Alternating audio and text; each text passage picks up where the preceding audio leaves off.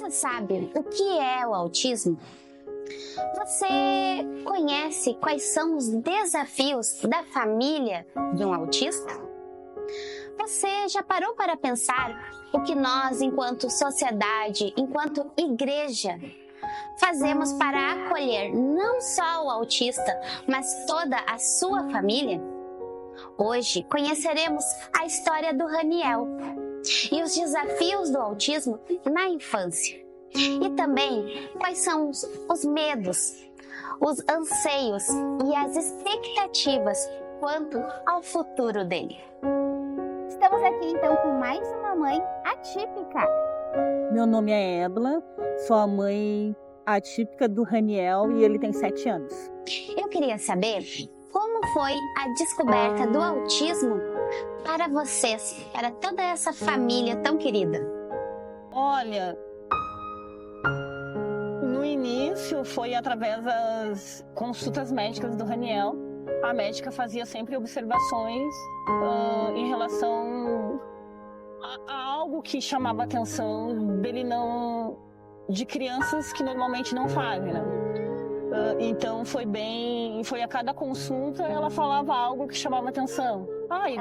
Ele não olha para ti, ele não, né? E o Raniel ele já não gatinhava, ele já começou a caminhar na ponta dos pés. E ela, observa isso. Então ela sempre chamava a atenção de que algo estava diferente nele. Mas aí, lá pelos 2 anos e meio, que veio mesmo, ele é autista porque ele não falava. Então, aos poucos a gente foi descobrindo algumas coisas que poderiam ajudar ele na autonomia. Aí a gente estava conversando e tu disse que nunca é o autismo sozinho o diagnóstico, né? Podia dizer para nós quais são os maiores desafios, assim? Bom, do Raniel, os maiores desafios foi ele fazer as coisas sozinho. Porque o Raniel, para tomar banho, ele é seletivo na alimentação, ele tem medo do escuro. Então, algumas coisas a gente tinha que ajudar ele para ver se ele consegue fazer sozinho. Então, o nosso grande desafio é fazer com que ele faça as coisas sozinho. E uma das coisas que é o desafio do autismo é que a gente não sabe se ele vai evoluir ou se ele vai regredir. Então, todos os dias, na verdade, a frase que eu sempre falo, a gente aprende todos os dias. Porque é um desafio. Hoje ele consegue fazer, mas amanhã ele já esqueceu e a importância da rotina para que ele venha ter uma evolução e fazer essas coisas sozinho. Então, esse é o grande desafio de toda mãe. Quando tem que fazer uma socialização com ele, quando nós vamos para um restaurante e não tem a comida, e a forma com que as pessoas olham você e como eles vão ser tratados. Então, tudo isso é um aprendizado, é sempre um desafio, porque eles escolhem as pessoas que eles vão se aproximar. E tem pessoas que são bem receptivas e outras não. Tem as pessoas que abraçam, tem as pessoas que não gostam. E como o autismo tem vários tipos, o Raniel, ele já gosta de abraçar, ele já gosta de beijar, ele já é extremamente bem carinhoso. Né? E tem os outros que não gostam de toque. Ele tem colegas que não gostam de aproximação, assim. Então a gente está sempre nesse desafio todos os dias. Eles nos ensinam muito, né? A grande verdade é essa. E como foi trazer o Raniel? Porque nós sabemos que ele tem toda a rotina dele, tem todo o tratamento que eu sei que tu tem todo um cuidado e um acompanhamento, né? Mas como foi trazer ele para a escola bíblica dominical? Como foi essa experiência para ti? Foi um desafio. Porque foi a primeira vez que ele saía do ambiente familiar e da escola. Nós começamos com esses 2 desafios. Aí foi a igreja, o papel da igreja, de como a igreja vai recebê-lo. E então, quando eu vi aquelas crianças na escolinha, eu também quero botar ele. E aí eu me lembro que eu nunca vou esquecer que eu chamei a professora e falei assim, o Raniel é o autista. E a gente pode tentar? E ela, eu disse, não. Que nem uma médica falou pra mim, você vai conhecer o autista se tu conversar com a mãe dele. Tu perguntar para a mãe dele vai dizer o que tu tem que fazer. Então é sempre importante ter a mãe perto. E aí, nos primeiros dias, eu sentava com o Raniel na escolinha. Aí veio o desafio do coral. Aí tudo eu queria participar para ver como que ele ia reagir, por causa da socialização. E ele foi indo. E o coral que tu diz é o grande coral EBD Kids, que participou, foi a primeira participação dele, foi no congresso de 2022, né? E aí tu podia contar para os pais que estão ouvindo, que muitas vezes acreditam muito nas limitações e esquecem de olhar para superações, né? Conta para nós como foi essa experiência no primeiro congresso da Escola Bíblica. Primeiro congresso foi bem difícil, e eu digo assim, eu recebi uma bênção maravilhosa do Senhor, porque nos ensaios o Raniel, ele não fazia, ele ficava no canto, ele não participava do grupo. Então, quando chegou o primeiro dia do congresso, eu expliquei para ele, olha, Raniel, eu vou ficar ali no pilar, eu não vou me mexer, e tu vai. Qualquer coisa tu grita e eu saio correndo. E Deus, ele é tão bom, que o Raniel, ele fez tudo. Ele até cantou. E eu chorava, e ninguém entendia, porque eu ficava parada ali no pilar, que as pessoas queriam espaço, queriam ver. Mas foi uma experiência maravilhosa, porque deu o entendimento de que ele pode fazer, que é possível. Desde que a gente tenha persistência e a rotina, e insistindo. Então eu guardo até hoje isso, assim. E toda vez eu penso que foi o maior desafio que ele teve, porque ele tinha que fazer. Era o momento dele ali. Foi muito, até hoje, eu me emociono assim, é muito legal. E para muitos parece algo tão simples quando fala, né? Ele até cantou. Mas pro Raniel isso foi algo diferente na vida dele, né? Muitos podem estar ouvindo e pensando, como assim, é um coral e ele até cantou? Mas fala um pouquinho como foi, assim, porque ele não cantava, né? Não, a gente colocava a música e ele ficava olhando, assim, pra professora, as crianças tudo fazendo gestos, cantando, e ele ali, ó, olhando. Então a gente não sabia se ele estava prestando atenção, se ele ia fazer, se ele ia participar. Então a grande surpresa foi essa, que ele sabia a coreografia e ele cantou direitinho e participou como qualquer outra criança. E isso é lindo, e nós sabemos que é só Deus que faz isso, né? E como foi depois desse, então, desafio do coral vencido, tu trouxeste ele para a Tropa de Cristo no Congresso de 2023, né? E o que a Tropa de Cristo influencia na vida do Raniel? Na verdade, a Tropa foi o segundo desafio depois do coral, que eu vi a Tropa e eu falei, Senhor, eu queria que o Raniel participasse. Aí eu fui perguntar para a professora como é que fazia, né? Como é que era para o Raniel participar. Expliquei, contei o testemunho do que aconteceu com o coral e elas abraçaram isso foi bacana, porque a gente não sabia se ele também ia fazer, né? Então era tudo um processo de novidade e o ambiente com outras crianças, né? Que agora era só os meninos, né? Não tinha mãe ali. Então a Tropa, ela foi importante porque o Raniel, tu viu, o Raniel abraçou a autonomia dele. Ele ia nos ensaios, ele ficava olhando, claro, tinha ensaios que eles não queriam participar, as gurias compreendiam isso, ele ficava olhando, aí no outro ensaio ele já estava mais solto, queria participar. Mas a importância da Tropa nisso, de saber que mesmo ele com as limitações dele ali, ele ficou à vontade. As gurias, se ele quiser fazer, deixa, se não quiser fazer, não deixa. E aí houve a ideia, junto com a palestra, do abafador, né? Dos abafadores. E o abafador. E aí o abafador foi assim, ó, Raniel, agora vai. E aí ele participou da Tropa, só olhando assim, e foi muito emocionante porque outros pais não tinham visto isso. Então as pessoas ficavam curiosas porque achavam que era do uniforme.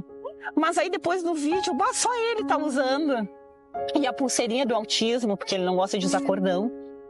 Então a tropa, até hoje, assim, ele, desde dessa primeira participação, ele já pergunta: mãe, e a tropa? Ai, vamos botar a roupa da tropa. Ai, vamos, sabe?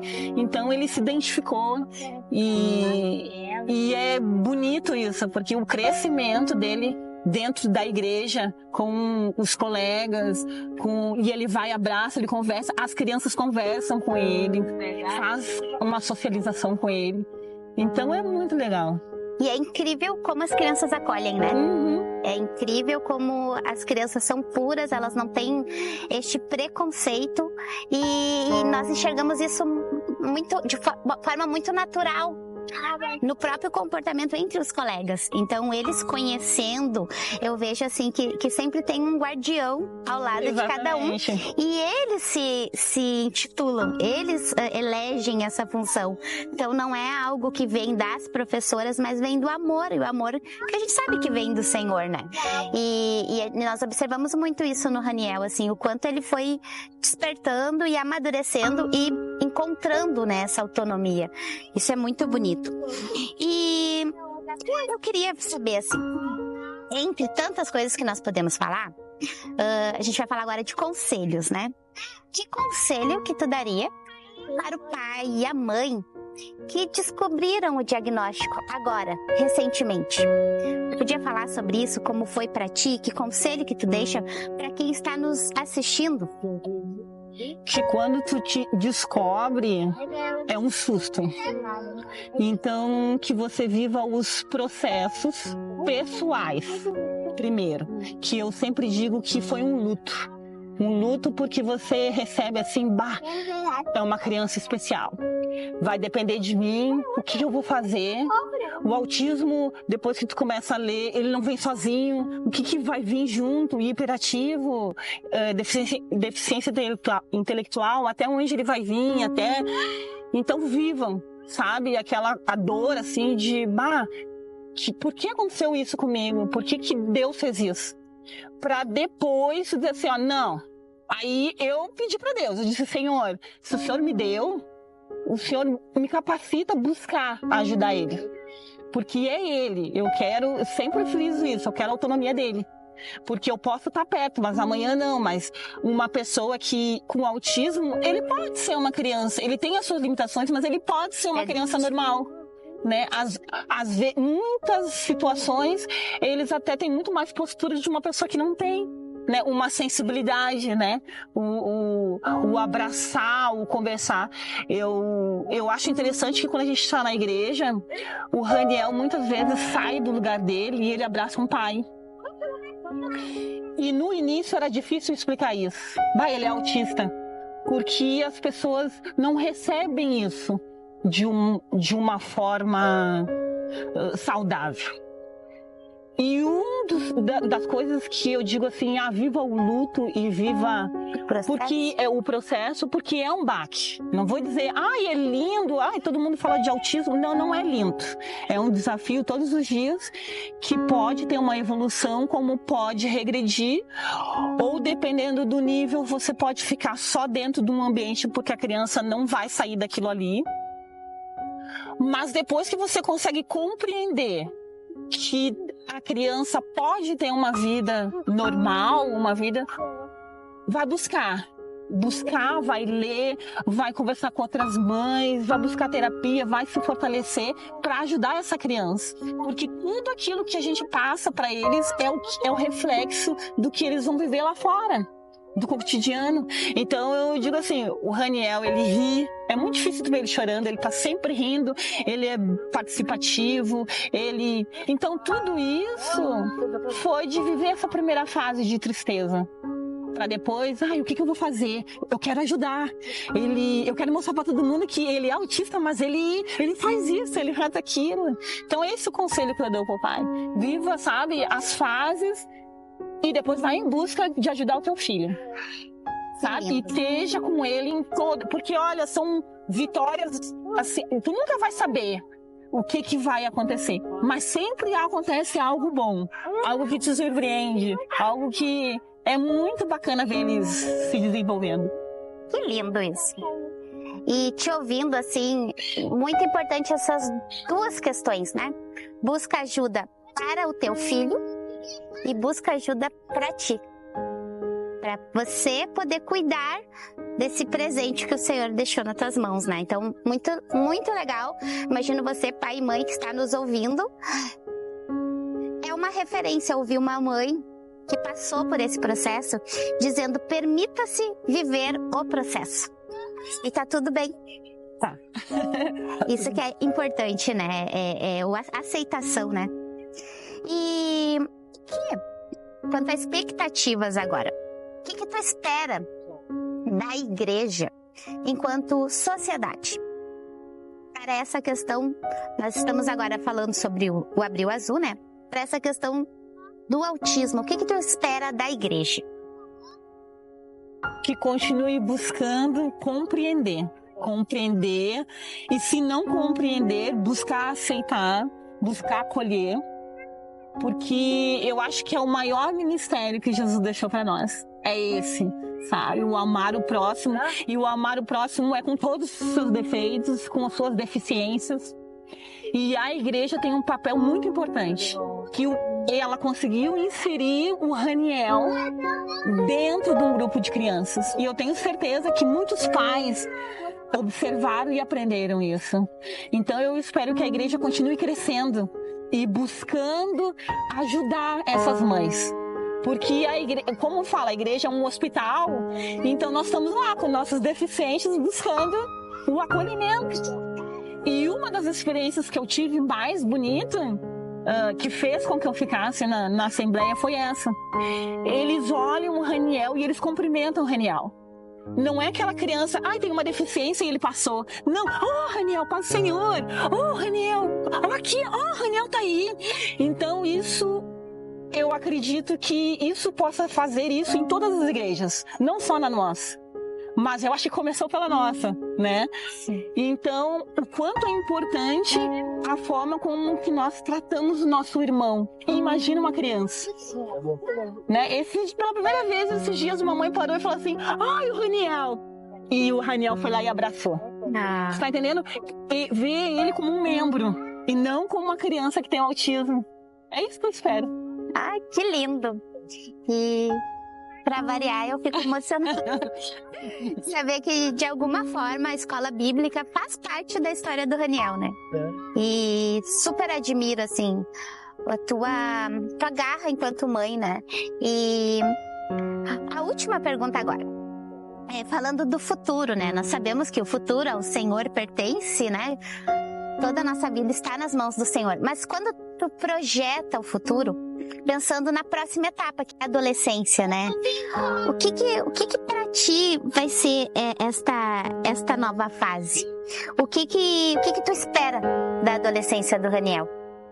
Que ele acorde de manhã e diga, mãe, vamos para a igreja que eu quero continuar participando. Eu espero que ele se sinta acolhido para continuar. Entendeu? Continuar indo na igreja, continuar conversando com as pessoas e descobrir que mesmo ele tendo essas limitações, qualquer lugar que ele vá, ele vai ser bem acolhido. Então, é o início da adolescência, a gente não sabe o que vai acontecer, né? Então, sempre que eu falo isso, é sempre uma surpresa. A gente não sabe o que vai acontecer, se ele vai evoluir, se ele vai... Mas eu espero que ele guarde todas essas coisas que a igreja ajudou ele, para que ele, quando ele chegue na adolescência, dizer, agora eu faço parte dos jovens, agora eu vou, sabe, tô indo na escolinha, agora tô cantando no coral. Mas porque ele teve o aprendizado e essa rotina e o acolhimento que veio da infância. Exatamente. É isso que eu espero. Então é isso. Nós, enquanto escola bíblica, só podemos desejar todas as bênçãos do Senhor sobre a tua vida. E te agradeço muito essa participação e abrir teu coração para todos nós. Chegamos ao final deste vídeo. Momentos onde nós podemos ouvir e nos sensibilizar com esta história. E eu quero te convidar. Você pode ajudar um autista compartilhando este vídeo. Você pode ajudar um autista divulgando e fazendo esse assunto ser conhecido. Então, eu te convido curta esse vídeo e envie para o maior número de amigos, de pessoas que você conheça. E sabe o que mais? Nós teremos uma próxima entrevista. Então, fique atento.